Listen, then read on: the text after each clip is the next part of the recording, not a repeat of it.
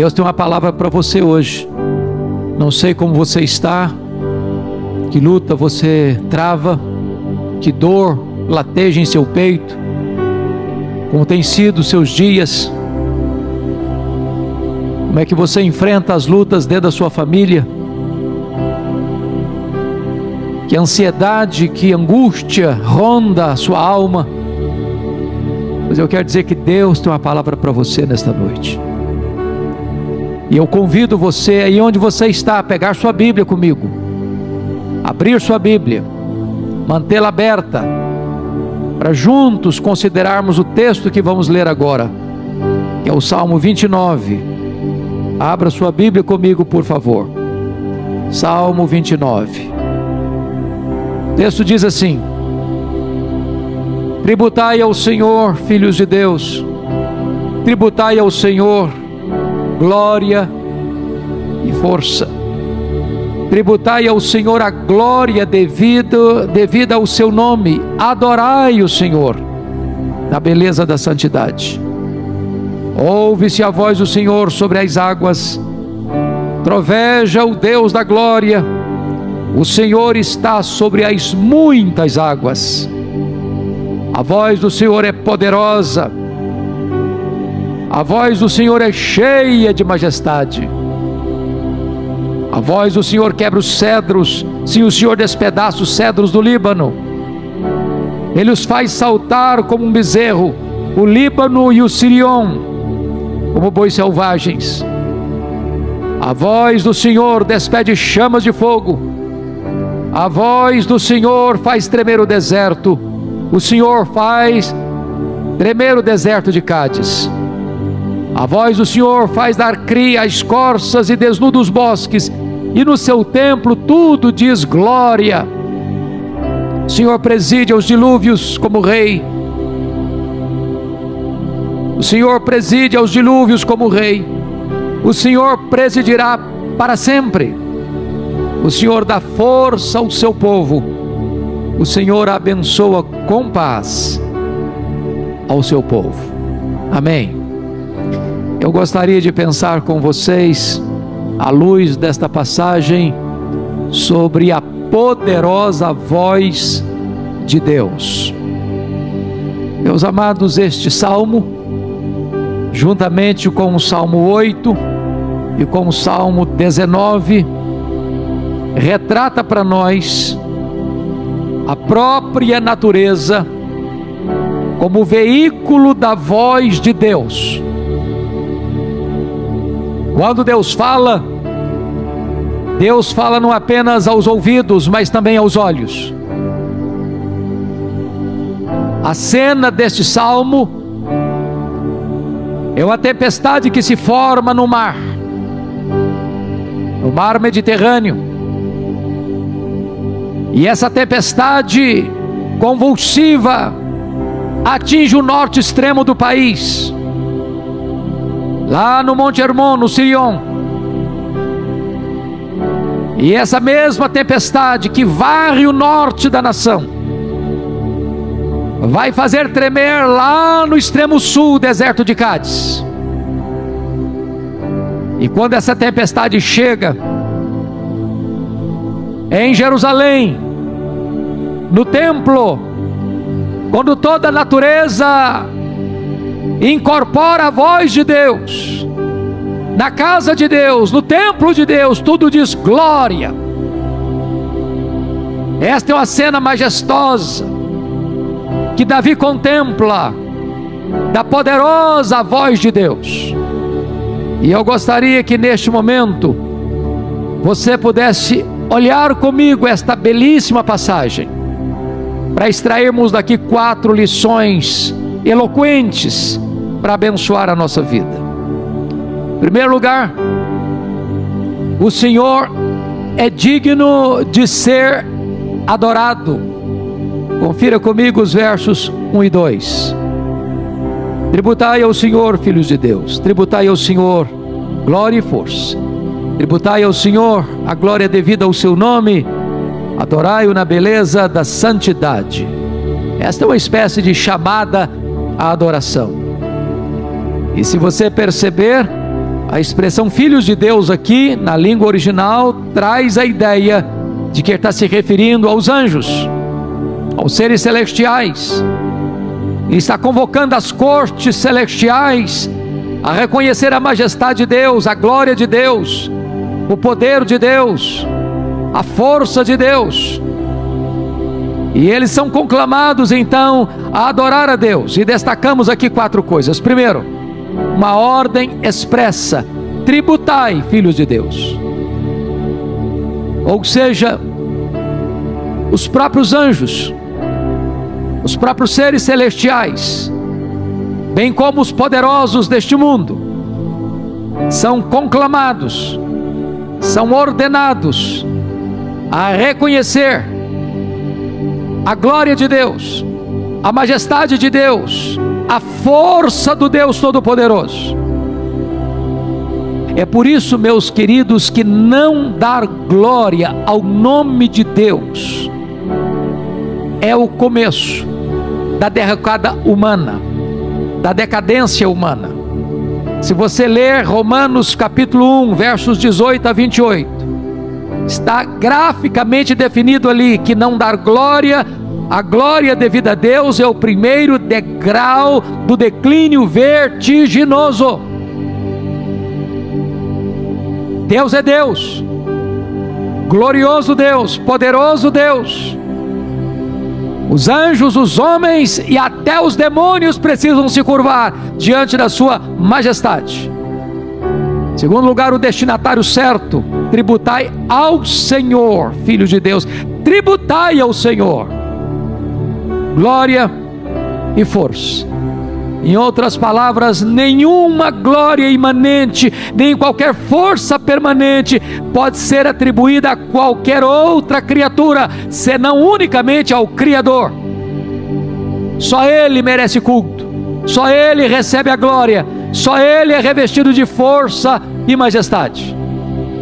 Mas em terceiro lugar, um reconhecimento necessário. Olha aí o versículo 2, a parte A desse salmo: tributai ao Senhor a glória devida ao seu nome.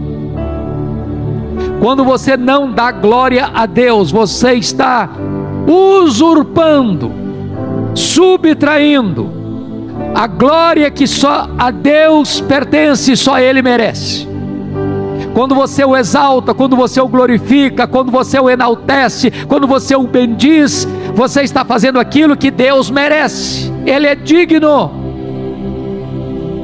Ele é digno de receber toda a honra, toda a glória e todo o louvor.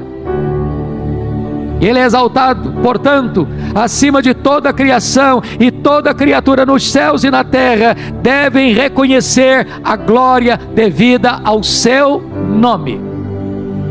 Mas em quarto lugar, precisa ser de uma forma adequada, porque o verso 2 diz: adorai o Senhor na beleza da santidade. Eu não posso me aproximar de Deus de qualquer jeito.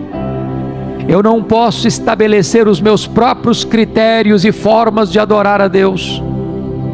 O próprio Deus já prescreveu a maneira como Ele quer ser adorado, como Ele deve ser adorado. E o texto nos informa que nós devemos adorar o Senhor na beleza da sua santidade. Deus é santo. Mas há uma segunda verdade nesse texto, irmãos, que é a voz poderosa de Deus. Vejam vocês comigo a partir do verso 3, onde essa voz pode ser ouvida na tempestade, no vento, no fogo e na presença manifesta de Deus. E eu queria então que você olhasse comigo. Há 3 verdades aqui que me chamam a atenção e eu destaco. Primeiro, a poderosa voz de Deus na tempestade. Veja comigo o verso 3: ouve-se a voz de Deus sobre as águas, troveja o Deus da glória, o Senhor está sobre as muitas águas. Note você que este trovão não é o rugido da natureza, mas o rugido do Senhor. Não é a voz da criatura que se ouve, é a voz do Criador. Não é a natureza por si mesma, mas a natureza sendo instrumento do Criador para falar majestosamente ao homem. A natureza não age por si mesma, ela não age independentemente de Deus. Ela foi criada por Deus, ela está debaixo da autoridade de Deus, ela é governada pelas leis de Deus, e ela é instrumento da própria manifestação de Deus, ela é o veículo da própria voz de Deus. Mas em segundo lugar, a poderosa voz de Deus é irresistível. Olhe comigo o versículo 4. A voz do Senhor é poderosa, a voz do Senhor é cheia de majestade. Quando Deus troveja, não é o trovão, quando Deus troveja. Então diz a Escritura que anjos, que homens, que animais, que demônios, que a natureza, enfim, precisa tremer diante da sua voz, porque ela é poderosa. Deus ordenou e céus e terras surgiram.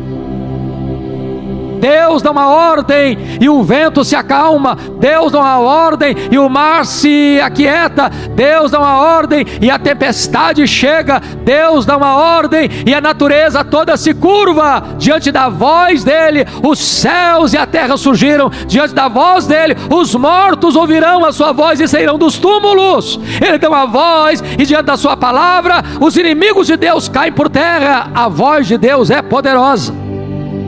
Mas mais do que isso, terceiro lugar, a voz de Deus produz efeitos tremendos. E agora Davi vai demonstrar para nós a sétupla voz de Deus. Durante 7 vezes, ou por 7 vezes, Davi vai descrever para nós como é que essa voz de Deus é poderosa. Vejamos, por favor, a partir do verso 5. Primeiramente, queridos, verso 5 diz: a voz do Senhor quebra os cedros, despedaça os cedros do Líbano. Aqui a ideia é que o Líbano, vocês todos devem saber disso, na época que Davi viveu, que fica lá no extremo norte de Israel, no limite lá do Monte Hermon, possuía as mais luxuriantes florestas do mundo, com as árvores mais altas e mais pomposas do mundo, com a madeira mais nobre do mundo. O cedro do Líbano era famosíssimo no mundo inteiro. Árvores frondosas, matas imensas. E Davi não consegue encontrar uma figura melhor para descrever o poder da voz de Deus como esta, de que a voz de Deus devasta, quebra o cedro do Líbano. A voz do Senhor quebra os cedros. O Senhor não só quebra, despedaça os cedros do Líbano.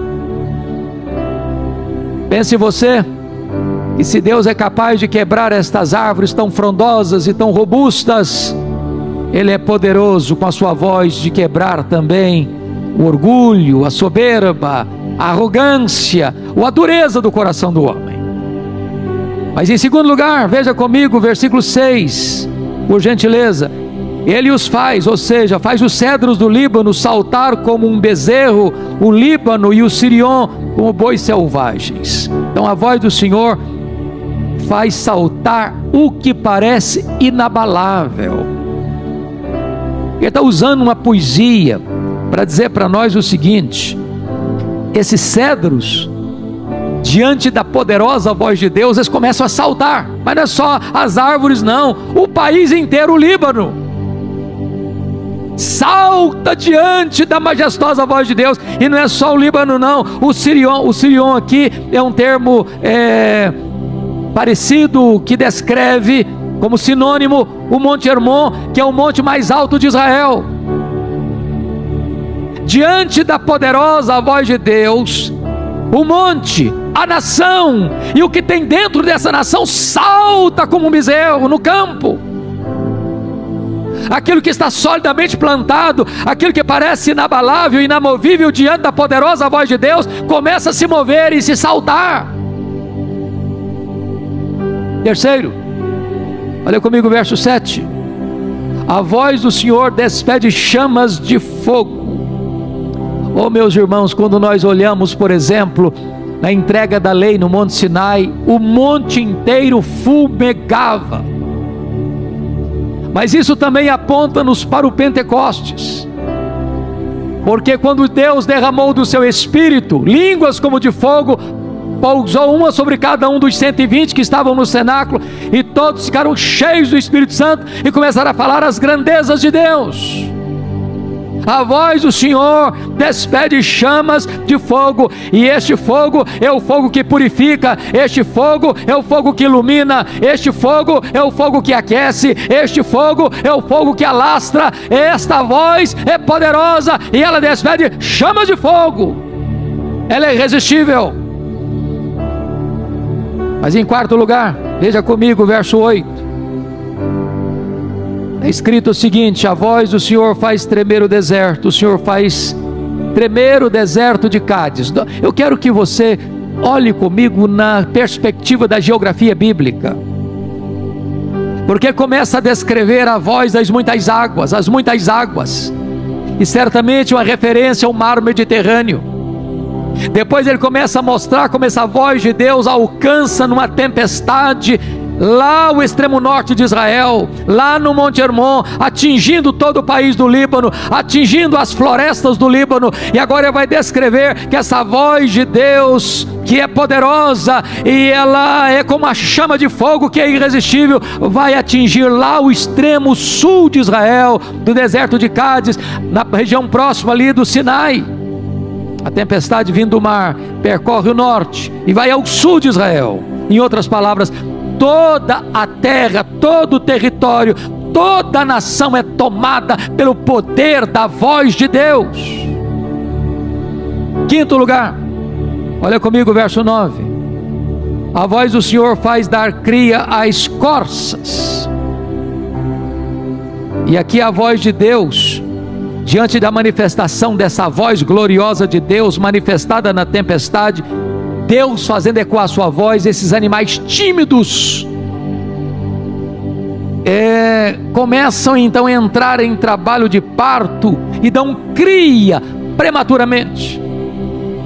Se a voz de Deus alcança o mar, se a voz de Deus alcança uma nação, se a voz de Deus alcança os montes, se a voz de Deus alcança as selvas, se a voz de Deus alcança o deserto, a voz de Deus alcança até os animais irracionais. Nada escapa ao poder da poderosa voz de Deus. Mas em sexto lugar, veja comigo o verso 9, a parte B. A voz do Senhor desnuda os bosques. A voz do Senhor desnuda os bosques. Agora ele está abrangendo não apenas as luxuriantes florestas do Líbano. Agora ele está descrevendo que não há sequer um bosque, porque está no plural, que possa resistir à poderosa voz de Deus. Isso era o que existia de mais sólido no mundo, de mais portentoso no mundo, no tempo de Davi. E ele está dizendo que as estruturas mais fortes, que as estruturas mais rígidas, que as estruturas mais fixas na terra serão abaladas diante da poderosa voz de Deus. Mas a sétupla voz de Deus, em sétimo lugar, olha comigo o versículo 9, na parte C, quando diz: e no seu templo tudo diz glória. Agora Davi, que viu essa tempestade surgir do mar Mediterrâneo, invadindo o norte de Israel, invadindo o Líbano, invadindo as florestas cheias de cedros empinados aos céus, descendo até ao sul no deserto de Cádiz, entrando por todos os bosques do tempo da época. Agora esta voz recorre a Jerusalém e chega no centro da nação, chega no santuário, e diante do santuário tudo diz glória, porque o Deus glorioso que está se manifestando com a sua poderosa voz. Na verdade, este Deus que cavalga nas asas do vento transforma toda a natureza que Ele criou em instrumentos da sua voz, e a natureza inteira inteira, como um grande coral, começa a exaltar o Deus Todo-Poderoso, e esta orquestração de todas as vozes, e esta união de todas as vozes, não tem outra música a cantar senão esta: ao Senhor toda glória, glória, glória, glória seja dada ao nome do Senhor, pela sua majestade, pelo seu poder. Nenhuma língua fica muda no templo de Deus, quando a glória de Deus é o tema dessa música. Pois bem, amados, agora caminhamos para a terceira lição desse texto. O Senhor está no trono e tem o controle das tempestades. Olha comigo, por favor, o versículo de número 10. O Senhor preside aos dilúvios, como rei o Senhor presidirá para sempre. Preste bem atenção, prestem bem atenção. Nada impõe mais medo ao homem, numa linguagem bem humana, do que a natureza em fúria. O poder da ciência, o poder econômico, o poder político, o poder dos homens não podem fazer face à força da natureza. Os terremotos, os maremotos, os tsunamis, os furacões, os tufões. E aqui está Davi, o doce cantor de Israel, retornando o seu coração ao passado e lembrando do dilúvio, que foi global, que afundou toda uma geração na água, porque as águas brotaram de baixo, as águas caíram de cima, e durante 40 dias a terra foi totalmente tomada pelas águas do dilúvio. E Davi está dizendo que este grande fenômeno do juízo de Deus não aconteceu pela fúria da natureza, como se a natureza tivesse independência para agir fora do Criador. Ao contrário, ele está dizendo que Deus é quem preside os dilúvios. Nós cremos na soberania de Deus. Nada acontece na história, nada acontece na terra, nada acontece no mundo sem que Deus esteja no controle absoluto. Nós estamos vivendo uma pandemia, as nações estão completamente aturdidas por essa crise, os homens estão confusos nesta crise, os cientistas estão tantas vezes também confusos nesta crise, os governantes também estão confusos nesta crise, e nós afirmamos com todas as forças da nossa alma que Deus é soberano, e que Deus está no trono, e que as rédeas estão nas mãos de Deus, e que Deus não perdeu o controle, e que Ele preside sobre os dilúvios da história. Mas para que nós não tenhamos qualquer medo ou dúvida com respeito ao amanhã, com respeito ao futuro, o salmista vai dizer no verso 10 assim, preste bem atenção nisso: como rei, o Senhor presidirá para sempre. Ele presidiu no passado, Ele preside no presente e Ele presidirá no futuro. Você não precisa ter medo do futuro, porque Deus está no futuro. Você não precisa ter medo do futuro, porque o futuro não está nas mãos dos homens, o futuro está nas mãos de Deus. Você não precisa ter medo do futuro, porque não é o mal que prevalecerá, não é a mentira que prevalecerá, não é a injustiça que prevalecerá, não é o engano que prevalecerá, não é o diabo que prevalecerá, não é o anticristo que prevalecerá, não é a violência que prevalecerá. Deus prevalecerá.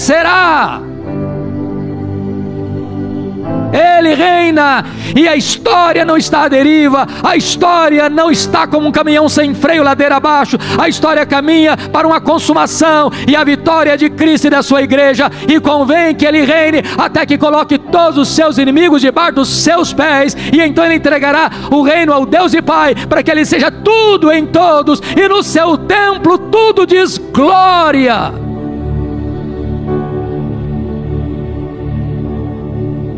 Mas eu concluo com a quarta lição do texto. As promessas do Senhor ao seu povo são consoladoras. Veja comigo o verso 11. O Senhor dá força ao seu povo. O Senhor abençoará com paz ao seu povo. Chama a sua atenção para o verso 1, porque no verso 1 e no verso 2 está escrito assim.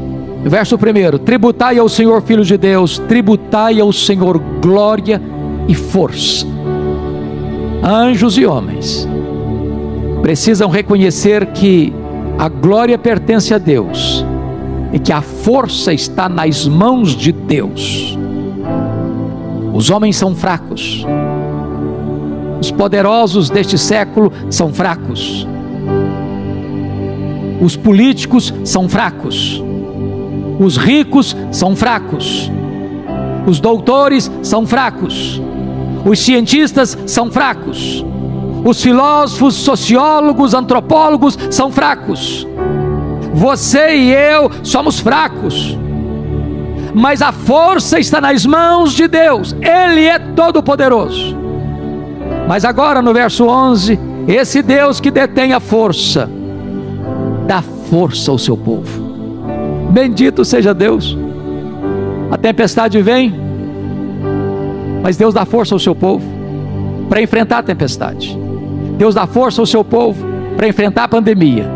Deus dá força ao seu povo para enfrentar a fúria do diabo. Deus dá força ao seu povo para enfrentar o ódio do mundo. Deus dá força ao seu povo para enfrentar as tentações. Deus dá força ao seu povo para enfrentar a morte. Deus dá força ao seu povo para suportar as crises da história e os dramas da vida. Bendito seja o Senhor. Mas mais do que isso, o versículo 11, a parte B, diz que o Senhor abençoa com paz ao seu povo. Com paz ao seu povo. E na Bíblia Sagrada há uma coisa que me chama muita atenção, porque quando se fala de tempestade, há um sinal no céu que todos nós conhecemos, é o arco-íris. E o arco-íris é um símbolo da aliança de Deus cuidar do seu povo, de Deus nunca mais destruir o seu povo por meio de um dilúvio. E há 3 cenários na Bíblia onde o arco-íris aparece. Lá em Gênesis capítulo 9, versos 8 a 17, o arco-íris aparece no céu depois do dilúvio, depois da tempestade. Mas também em Apocalipse 4:3 está escrito que João vê o arco-íris antes da tempestade. Porém, em Ezequiel capítulo 1, versos 26 a 28, Ezequiel vê o arco-íris no meio da tempestade. Eu quero dizer a você que Deus dá paz ao seu povo depois da tempestade, antes da tempestade, no meio da tempestade. Deus dá paz ao seu povo antes da pandemia, durante a pandemia, depois que a pandemia foi embora. A nossa paz não decorre da circunstância. A nossa paz procede da presença de Deus no meio da sua igreja. Ele abençoa o seu povo com paz.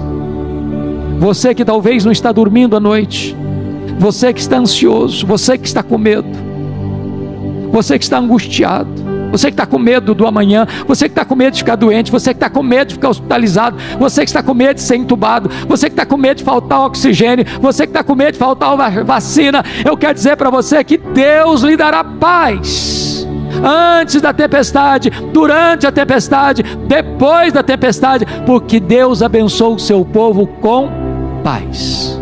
Ele dá força, Ele dá paz. Portanto, só nos cabe agora obedecer a ordem dada aos seres angelicais, agora dada também à sua igreja. Tributai ao Senhor, filhos de Deus, tributai ao Senhor a glória e força, tributai ao Senhor a glória devida ao seu nome, adorai-o na beleza da santidade. Que Deus abençoe o seu coração. Que Deus abençoe a sua vida. Que rendamos toda a glória devida ao nome do nosso glorioso Deus. Amém.